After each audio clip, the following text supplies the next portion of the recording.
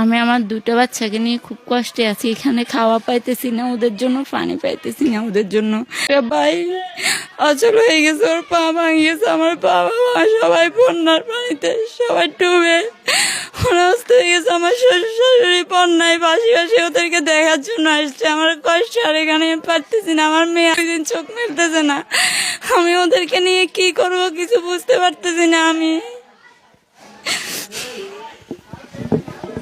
আপনি একটু বলেন, এই যে বাথরুমে থাকেন, হ্যাঁ জি, এটা বাথরুমে কিভাবে? এটা স্কুলের একটা ওয়াশরুম আর কি। এখানে অনেক কষ্টের জীবনযাপন করতেছি। এখানে নাই পানির কোনো ব্যবস্থা নাই, কোনো ওষুধের ব্যবস্থা নেই।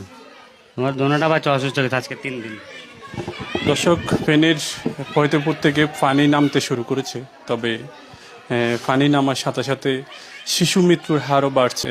আমরা এই আশ্রয়ণ কেন্দ্রে এসে দেখতে পেলাম বা শুনতে পেয়েছি একটি শিশু মৃত